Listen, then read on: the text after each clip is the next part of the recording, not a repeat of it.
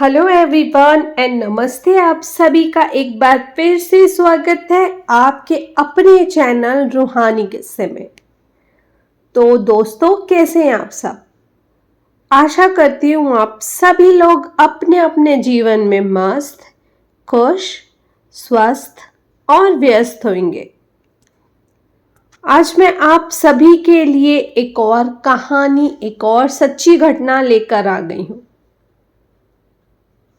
और कहानी शुरू करने के पहले मैं आप सभी लोगों से हाथ जोड़कर गुजारिश करना चाहती हूँ कि अगर अब तक आप लोगों ने मेरे चैनल को सब्सक्राइब नहीं किया है और आप लोगों को भी अगर चिलिंग टेल्स, डरावनी कहानियाँ सुनना पसंद है तो प्लीज़ मेरे चैनल को सब्सक्राइब कर लें।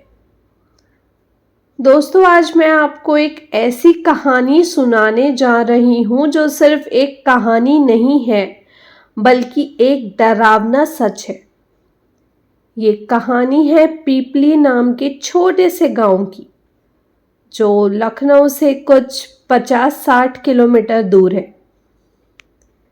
पीपली एक शांत और सुंदर गांव था, लेकिन इस गांव की एक चीज थी जो लोगों के दिलों में हमेशा डर बनाए रखती थी। गांव का आखिरी पेड़। ये पेड़ सिर्फ एक आम पेड़ नहीं था। लोग कहते हैं कि इस पेड़ के पास एक अजीब सी शक्ति है, एक काला जादू जो किसी भी इंसान को अपनी तरफ खींच लेता है। और ये शक्ति अमावस्या की रात को सबसे ज्यादा शक्तिशाली हो जाती है। तो मैं आपको बताना चाहती हूँ कि एक बार का जिक्र है जब अजय और उसके दो दोस्त रवि और अक्षय एक रोड ट्रिप पर निकल रहे थे। रात का समय था और पिपली के पास से गुजरते वक्त उन लोगों की कार के टायर पंचर हो गए। पास में कोई वर्कशॉप नहीं था, इसलिए उन सभी लोगों ने डिसाइड करे कि गांव के अंदर मदद मांगेंगे। गांव में एंटर होते ही एक अजीब सी खामोशी थी। कोई इंसान नजर नहीं आ रहा था। एक बुढ़िया उन सभी को मिली जो एक चूल्हे के पास बैठी थी। उस बुढ़िया ने उन सभी को देखा और कहा, बेटा, रात के समय यहाँ रुकना मत। आप लोग पिपली के पेड़ से दूर रहिएगा। उसके पास जाना मतलब मौत को बुलाने का बहाना है। उन सभी लोगों ने इस बात को एक पुरानी गांव की कहानी समझकर इग्नोर कर दिया। लेकिन अक्षय, जो हमेशा एडवेंचर के मूड में रहता था, बोला, क्यों ना उस पेड़ को देखा जाए। देखें तो सही कि क्या बात है इसमें। वो तीनों दोस्त 30 मिनट चलकर पेड़ तक पहुंचे। पेड़ के नीचे मिट्टी अजीब सी लग रही थी, जैसे उसका रंग थोड़ा काला था। मिट्टी को देखते ही उन सभी ने, और उन सब में से अजय ने, मिट्टी को देखते ही अजय ने एक अजीब सी घबराहट महसूस की। रवि बोला, यार चल यहाँ से निकलते हैं, ये जगह सही नहीं लग रही है। लेकिन अक्षय ने वहीं पड़ी एक छोटी सी लकड़ी उठाकर मिट्टी में घुसा दी। जैसे ही उसने ये किया, हवा एकदम ठंडी और तेज हो गई।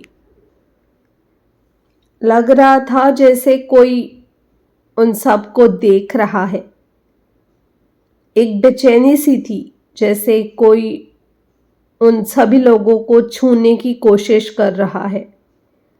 अक्षय एकदम से चीखने लगा और बोला, मुझे कुछ खींच रहा है, मुझे बचाओ। उन सभी लोगों ने देखा कि अक्षय की आंखें एकदम लाल हो गई थी। रवि और अजय उसे खींचने की कोशिश कर रहे थे और वहां से निकालने की कोशिश कर रहे थे। उन लोग जैसे तैसे वहां से निकले और दौड़ लगा दिए, लेकिन पीछे से एक आवाज आई, एक गहरी और भयानक आवाज, यहां से कोई नहीं बचता। गांव वापस लौटकर उन्हें पता चला कि पीपली का पेड़ एक श्रापित पेड़ है। गांव के लोग कहते हैं कि पेड़ अमावस्या की रात हर उस इंसान की चेतना को चूस लेता है जो उसके पास जाता है। लोग कहते हैं कि कई साल पहले एक तांत्रिक ने वहां बलि दी थी और अपनी आत्मा उस पेड़ के साथ बांध दी थी। तब से पेड़ लोगों के लिए मौत का दरवाजा बन गया।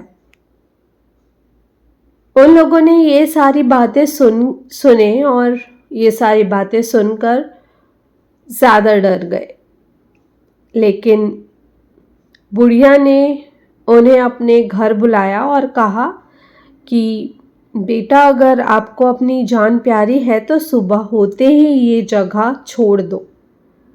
जो पेड़ के पास जाता है वो कभी वापस नहीं आता। अगली सुबह उन सब लोगों को पता चला कि अक्षय अपने कमरे से गायब था। उन लोगों ने अक्षय को हर जगह ढूंढा, लेकिन कोई पता नहीं चला। गांव के लोगों का कहना था कि शायद उसे पेड़ ने अपनी तरफ खींच लिया होगा। और फिर कुछ दिन बाद उन्हें एक खबर मिली। एक औरत ने पेड़ के नीचे अक्षय का फोन और कपड़ा देखा, लेकिन अक्षय का कहीं कोई पता नहीं था। लोग कहते हैं कि पिपली का पेड़ आज भी वही है। उसकी शक्ति अब और ज्यादा हो गई है। अमावस्या की रात अगर आप उस पेड़ के करीब जाएंगे तो शायद आप वापस नहीं लौट पाएंगे। तो दोस्तों, अगर कभी आपको पिपली जाने का मौका मिले तो याद रखना, उस पेड़ से दूर रहना। शायद आपकी जिंदगी उसी पर टिकी हो। अगर आप पिपली के उस पेड़ के बारे में कुछ जानते हैं या आपके साथ भी कभी ऐसी कोई अजीब घटना हुई है तो मुझे ज़रूर बताइएगा। शायद आपकी कहानी किसी और को बचा सके। और अगर आप लोगों को ये कहानी थोड़ी सी भी अच्छी लगी हो तो इस कहानी को एक लाइक और मेरे चैनल को सब्सक्राइब करना मत भूलिएगा। तो दोस्तों, अपना ध्यान रखिए और मैं आप लोगों से कल फिर से मिलती हूँ एक और कहानी के साथ। तब तक के लिए bye bye, take care and thank you for watching.